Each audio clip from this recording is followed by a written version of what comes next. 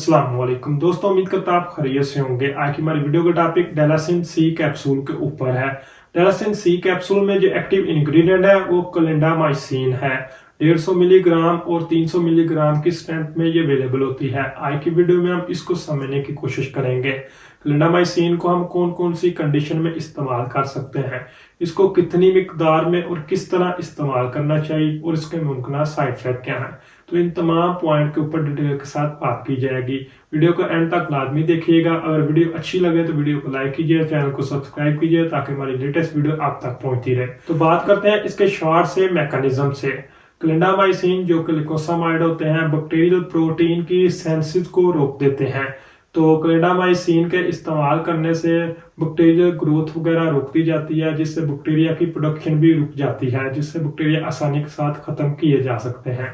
तो क्लिंडामाइसिन ज्यादातर इस्तेमाल की जाती है ग्राम पॉजिटिव बैक्टीरिया में और एनारोबिक बैक्टीरिया में। तो अब बात करते हैं इसके यूजेस से।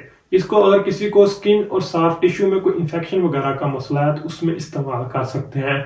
स्किन में ज्यादातर किसी को सेलुलाइटिस वगैरह का मसला है, सेलुलाइटिस यानी कि बैक्टीरियल इंफेक्शन होता है जो कि हमारी अपर स्किन में मोस्टली इंफेक्शन कॉज करता है, और इसके कहला के इंफेक्शन के नतीजे में बहुत ज्यादा रेडनेस देखने को मिलती है, साथ में दर्द और सोजिश वगैरह भी देखने को मिलती है। तो इस नतीजे में हम इसको इस्तेमाल कर सकते हैं।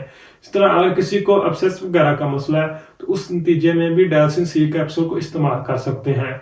यानी कि कलेक्शन ऑफ पस का एक कहने के बाउल वगैरह होता है, और ये जिस तरह के कहने के पिंपल वगैरह होते हैं उसी तरह का होता है लेकिन बड़े साइज में होता है, और साथ में बहुत ज्यादा वहां पर हीट होती है और बहुत ज्यादा रेडनेस होती है, बुखार और दर्द वगैरह का मसला भी होता है।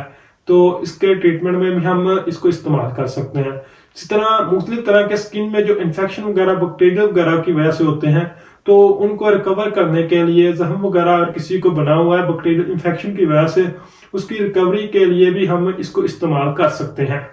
डेलासिन सी कैप्सूल को रेस्पिरेटरी डिसऑर्डर में भी इस्तेमाल किया जा सकता है। अगर किसी को निमोनिया वगैरह का मसला है, खास तौर पर जो बूढ़े अफराद होते हैं उनमें निमोनिया वगैरह का मसला होता है, तो उनमें डेलासिन सी कैप्सूल को इस्तेमाल करने से काफी अच्छा रिस्पॉन्स मिल जाता है। इस तरह डेलासिन सी कैप्सूल को किसी को साइनसाइटिस वगैरह का मसला है, हमारे चेहरे की अतराफ में आपको स्क्रीन पर भी शो हो रहा होगा, बहुत ज्यादा रेडनेस और हीट वगैरह महसूस होती है, साथ में बुखार और सर में दर्द वगैरह का मसला होता है, तो उसके ट्रीटमेंट के नतीजे में भी हम इसको इस्तेमाल कर सकते हैं।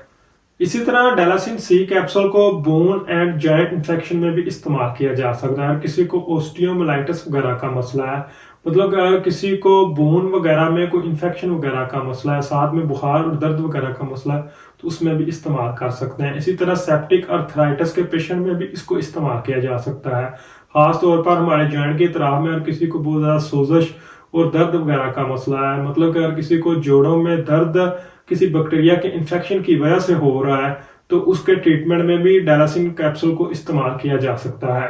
इस तरह डेलासिन सी कैप्सूल को, और किसी को दांत में दर्द वगैरह का मसला है, डेंटल अब्सेस वगैरह का मसला है, तो उस नतीजे में भी हम इस्तेमाल कर सकते हैं।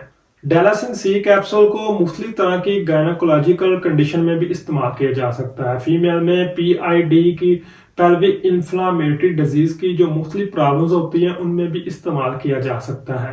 इसी तरह डेलासिन सी को टोक्सोप्लाज्मोसिस के पेशेंट में भी इस्तेमाल किया जाता है। इसमें होता क्या है, फ्लू लाइक सिम्टम होती हैं, साथ में पट्टों में बहुत ज्यादा एचिस वगैरह देखने को मिलती हैं, और साथ में लिम्फ नोड में स्वेलिंग वगैरह देखने को मिलती है। तो ये होता किस वजह से है, बिल्ली के फीसिस वगैरह से हो सकता है, अनकुक्ड चिकन खाने की वजह से हो सकता है। अब बात करते हैं डेलासिन सी कैप्सूल की डोज की। डेलासिन सी कैप्सूल को एक दिन में 150 मिलीग्राम से 450 मिलीग्राम तक दिन में 3 मरतबा तक हम इस्तेमाल कर सकते हैं। इसको पानी के साथ इस्तेमाल करना ज्यादा बेहतर है, और साथ में ज्यादा पानी इस्तेमाल करवाया जाता है। इसी तरह डेलासिन सी कैप्सूल की जो एग्जैक्ट डोज होती है वो कंडीशन के हिसाब से कैलकुलेट की जाती है, लेकिन मोस्टली इसके 150 मिलीग्राम के कैप्सूल को सुबह और शाम को इस्तेमाल करवाया जाता है, लेकिन समटाइम 300 मिलीग्राम के कैप्सूल को भी सुबह और शाम के वक्त इस्तेमाल किया जा सकता है। डेलासिन सी कैप्सूल के साइड इफेक्ट की बात करें तो इसके इस्तेमाल करने से डायरिया बहुत ज्यादा कॉमनली नोट किया जाता है, क्योंकि ये हमारे इंटेस्टाइन में जो गुड बैक्टीरिया होते हैं उनको भी खत्म कर देती है। इसी तरह इसके इस्तेमाल करने से पेट में दर्द वगैरह का मसला हो सकता है, नाजिया वोमिटिंग वगैरह का मसला हो सकता है, और इसके इस्तेमाल करने से जुबान का टेस्ट भी चेंज हो सकता है। उम्मीद करता हूँ आज की वीडियो आपको पसंद आई होगी। वीडियो को लाइक कीजिए, चैनल को सब्सक्राइब कीजिए। शुक्रिया।